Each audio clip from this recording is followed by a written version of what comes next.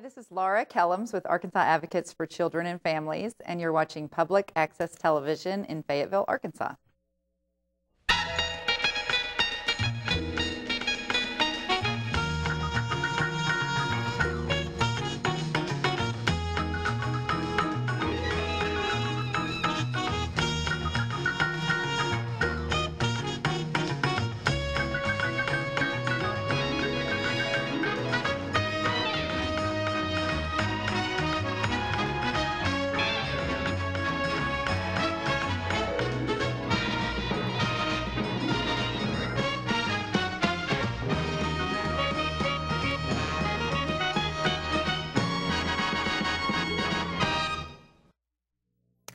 Hi, with us today is Kenneth Wade Aaron, and Kenneth, you're running for Congress in the 3rd District? Yes, sir, that is correct. I'm running for Congress. Mr. Steve Womack. Yes, sir. Now, I guess this has long been almost back to the dinosaur days, the Republican district. Yes, sir, it has. The only person as a Democrat to put up a close fight in this race was Bill Clinton back in '74. However, I believe that the key to this election will be getting out to speaking with as many folks as humanly possible and reaching our young people, letting individuals know they do have a choice in this election. So what differentiates you? I mean, you're a Democrat, Womack's a Republican, but what differentiates you from Womack? One of the main things, sir, that separates me from Mr. Congressman Womack is the fact that, you know, I come from a middle-class background. I currently work for $7.75 an hour, and I decided to run for Congress because, well, I want to see things changed. I want to see more attention put towards our veteran services, especially for returning veterans of Iraq and Afghanistan. Yeah. You know, as you are aware, they're facing almost a 14% unemployment rate when they return back home, and it's not right. It's wrong any way you slice it. And the suicide rate. Oh yes, sir. Among veterans is horrific. Yes, sir, and that's even affected me personally. I've had a couple of my friends who have, after their tours of duty were complete in Iraq and Afghanistan, and after they separated from the military, they decided to take their own lives. I'm sorry to hear that. So Womack has an email message he sends out to people every few weeks, and it's sort of militaristic. It starts from the front, and it speaks in almost militaristic terms with the Republicans against the liberals. That they're almost like they're fighting for the soul of the country, and it's hard to believe that. It's almost like Womack doesn't understand that he's everybody's congressman. Yes, sir, and I will agree with that 100%. The bottom line is Congressman Womack should be making more of an effort to reach out to his constituents. You know, we have heard so many stories since we've been out on this campaign trail about the lack of disconnect that the congressman has with this district and about how much attention he's paid towards the needs of the regular voters here. Well, in fact, today, this is the day we're taping this, there's a letter in the Northwest Arkansas Times, and the letter is titled, Womack is at war against us. And I think that's the way a number of people feel. During the deficit battle some time back, I think a majority of people were calling his office, telling him that he need to, you know, Republicans need to compromise with Democrats. But it was like he was just ignoring them. It was like he was smarter than they were. Yes, sir, and you can't do that as a congressman. You can't do that as an elected official, and we should, as voters and as citizens, hold our elected officials accountable. I mean, you know, the last time I checked, they work for us. Yeah, we don't work for them. So, what's your background like? You served, what, 7 years in the military? 11 years in the military. 11 years in the military. Yes, sir. I served 11 years in the military with the 1st Infantry Division, 82nd Airborne Division, and also the 39th Infantry Brigade of the Arkansas Army National Guard. That's how I came to serve under Congressman Womack during that deployment to the Sinai. And I first started off my career as a regular infantry. There's a neat symmetry there. Interesting. The more that I say that, the more people go, really? You worked under him? Yes, I did. And for lack of a better word, it wasn't the most favorable time in my life. Okay. Does he remember you? Probably, I would say so. I was on the Force Skills competition team representing our country in the games overseas that we played against other contingents. So I'm certain he does remember that portion of it. Yeah. What are some of the, what do you think some of the major issues that you differ the most with Womack are? Number one is I don't believe in cutting Medicare. I mean, if you want to think of cutting Medicare or cutting Social Security, that's almost criminal in nature. You know, due to the proposed cuts to Medicare alone, Yeah. my grandfather is going to have to look at paying more out of his pocket for Yeah. his prescription medication. Yeah. And he can't afford to do it. And as a result of that, that means he's going to have a less healthy and active lifestyle because, quite frankly, he can't afford to continue paying those high prescription medication fees. Do you think that the people, it's Republicans, do you think the Republican Party is being held hostage by a small group of radicals right now? I think bottom line is we have to work together. We have to find some way to work together. We have to find politics is about compromise to some extent.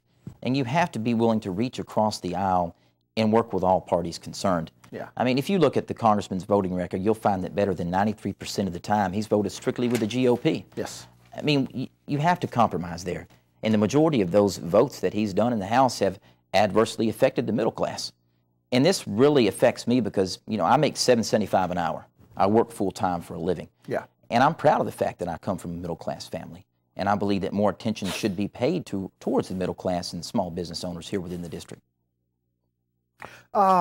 It seems to me that a lot of people it's almost as though people are forgetting the middle class when we talk about these debates. You watch on television, and the people we see, they're all in very expensive suits talking. People speak on behalf of the middle class, but you don't see very many people of the middle class on television talking about the middle class. No, sir, you don't. And I hope that with this campaign, as it moves forward, it encourages more individuals that they can stand up and they can take an active role in politics and they can decide to run for elections. I really hope this reaches out to our young people and lets them know that they can make a difference as well. I mean, everyone has a voice. Yeah. It's simply a matter of them standing up and saying, hey, I want to have my voice heard. This is what I want to have done. What about employment in the United States, which is a major issue right now? I believe that here within our district alone, we're looking at between a 6.2% unemployment rate and 9.2%, which is one of the highest of the congressional districts. I believe the key to bringing in good jobs to this region is to actually go out and look for companies that are tailor-made fit for the northwest portion of Arkansas. I mean, we're sitting on a wealth of natural resources, renewable energy, for example. You know, we could bring in wind turbines. We could bring in geothermal pumps. I mean, we have 2 places now in Arkansas that make the wind turbines, but yet we don't have any wind turbines in Arkansas. Yeah. I mean, this equipment's going to other states, and these are hardworking Arkansans, middle-class individuals making these products, so why not capitalize on it and use it here in the Northwest District? Do you know a lot of companies won't hire people if they're unemployed? Yes, sir. Yes, sir. And if you ask my opinion, that's a discrimination. It actually point blank is. and simple. I mean, it boggles the mind. You read a lot about community, because I was looking at your site. And what are your feelings about community? Well, I've done a lot of community outreach work in the past. I started 2 nonprofit organizations, Citizens for Change Dayton and Residents for Arkansas. I'm very proud of my community work that I did. Now, what can you tell me about those organizations? Well, primarily what we did with Residents for Arkansas was we got into the communities that were in the most need of assistance. We took polls with individuals that lived in those communities about what they would like to see done. And then we got started to work on those projects. We did such things as community gardens, raising food for our struggling food pantries. And one of the highlights of my nonprofit work has been the fact that when the flooding hit the Great Mississippi over there, we were able to raise 7,000 cans of food for families. So that really, really made me feel good each and every night. Yeah. I just, I think the problem is I think people don't really realize how satisfying it can be to be an organizer and to get out there in your community. Who are some of your personal heroes? I would say my personal heroes, honestly, my grandfather. You know, had it not been for my grandfather and his firm hand of guidance he had on me when I was coming up, I wouldn't be with you right here today. Right. I mean, my grandfather is the most important person to me in my life, and he's kept me on a straight and narrow path, so to speak. He was one that encouraged me to first go into the Army, and that was the best decision I ever made.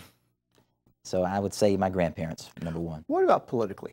Politically, obviously, I'm a fan of Bill Clinton, a huge fan of President Clinton. I believe that he did many great things for this economy and that he did many great things for this state. And even though he's finished up his political service, he's continued to give back to this nation in charitable ways. And I think that sets a good example for other politicians that after they get done with doing their stint in D.C. or at the state level, they can become involved in charitable work. If you had a short list of greatest American presidents, who would be on it? Well, obviously, I am a huge Bill Clinton fan, so yeah, we know that. I would say that Bill Clinton would rank #1 in my list, and obviously John F. Kennedy. You know, with that being said, I do admire some of the things that Ronald Reagan has done. I admire the dedication that he showed towards his wife, Miss Nancy Reagan, and the things that they did to stay together through thick and thin. So I would say, if I had to rank them in order, it'd be Bill Clinton and JFK for sure. Okay. What can, as a country, what can we do to improve our educational standards? Because I think people just, they look at our educational rankings in the world and we just shake our head. Because it used to be that if you had a high school education, you have your high school diploma, not only were you pretty much set, but you could speak intelligently about many subjects. But now it seems almost people, and I sound like I'm dribbling right now too, but it sounds to me, it's almost as though people with a high school education or even a few years of college, they don't know very much. How can we improve our education in this country? Well, I think first of all, we don't need to teach just to pass a test. Yeah. We need to teach so that the students in the classrooms understand the material before they move on to the next grade. I mean, we have so many motivated individuals and young teachers in our school systems, and we need to look at ways to reward those teachers for their hard work. Would you junk No Child Left Behind? Would you be in favor of junking No Child Left Behind? Yes. Yes, I would. Bottom line is I want people to understand that our teachers hold the most important role in our kids' lives. Every day when we drop our children off at the bus stop or we send them to school, they're there with our kids all the time and vice versa.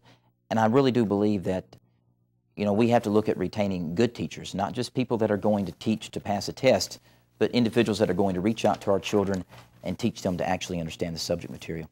It's amazing to me that so many people, I read the literacy editor section in so many papers, and it's obvious, it's amazing to me that so many people bash teachers. So they must have just had really unpleasant experiences in school.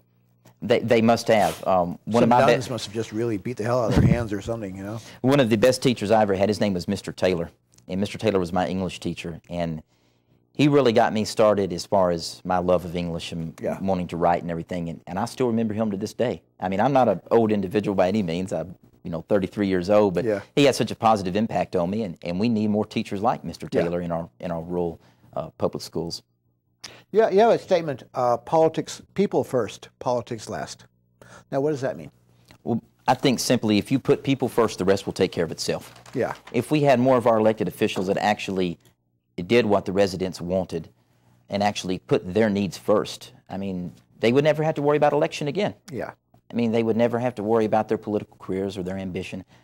But you need to put the constituents first. You need to put the voters first because, as was said before, they work for us. We shouldn't work for them. What are the hallmarks of a bad elected official? I would say one of the things with the bad elected officials is ignoring the voice of your constituents, number one. Ignoring those voters, ignoring their issues. I mean, your job is to, as a congressman, your job is to understand what's going on in your district, not to lose touch with it. Right. And I think that's one of the hallmarks of a bad elected official, whether it be Democrat or whether it be Republican. Right. You need someone who's going to understand and listen to the voice of the residents. Right. Now, I understand you support a woman's right to choose. Yes, that is correct. Yes, okay. How do you feel about workers' rights in this country? I am very pro-labor union. If you look at labor unions and what they've done for the middle class and for the working families, not only in the state of Arkansas, but across this nation, you'll find out that labor union employees or people that are represented by labor unions have a 28% better pay than those not in labor unions. Right. Labor unions have done so much for this country. And, I heard one individual, he made this comment that labor unions need to be eradicated and they're a disease. No, they're not. No, labor unions have fought to ensure that our working and middle class people get those breaks they need. They're not becoming a slave to the paycheck. And no, I mean, labor unions are a must. We have to have them. And our kids don't work in the coal mines. Yes, sir. That's right. I used to belong to the United States Steelworkers Union. Okay. I know how important unions are. Voting rights are under attack in this country. I mean, like never before. And what can people do to it seems like people are almost helpless to, I mean, we see every day more and more attacks on voting rights in this country. Well, I think, first of all, we need to come together. We need to come together in a way that's never been done before. And we need to go to our elected officials and we need to say, hey, look, this is not working. We need to have straight talk with our elected officials and show them that this is what we want to see done. Yeah. And you will notice over the course of the last couple of years that more people are starting to stand up and they want to have their voices heard. Yeah. But I think that starts with actual putting a representative in place that has the best interests of the residents in the district at heart. Yeah. You know, not someone with corporate ties to Koch brothers, you know, which recently came out that they have ties to Iran. Yeah. I mean, it's wrong. It's criminal. I think we need to quit sending these parasites to Washington, D.C. Yeah. And we need to get back to actually having some citizen representation for our families. Do we actually try people for treason anymore? I do. I don't know of the last treason case, so Yeah. I'd have to go back and research that. What about the environment? What are your views on that? Well, you know, I believe that environment, especially here within Arkansas, we have such great treasures. We are sitting on a wealth of natural resources, as I said before, and I think that drill is not necessarily always the answer. We have to take steps to protect the environment. Yeah. Because if we don't take steps to protect the environment now, this beautiful country and this, you know, state that we hold so dear, 20 or 30 years from now is going to look a lot different. Yeah. So we need to hold some of these corporations accountable, you know, and make sure that they do things in an ethical manner. Now you brought up the word corporations, which now people who are just sitting on their couch, half listening, they're just sitting ramrod straight right now, because now we're going to talk about taxation, and we're talking about not just taxing the rich, the job creators, the Charlie Sheens and the Paris Hiltons of the world, who are job creators, but how do we get an equitable tax system? I mean, how do we do this? I'm tired of the phrase job creators, because this is a myth now, and a myth in our country that every wealthy person is a job creator.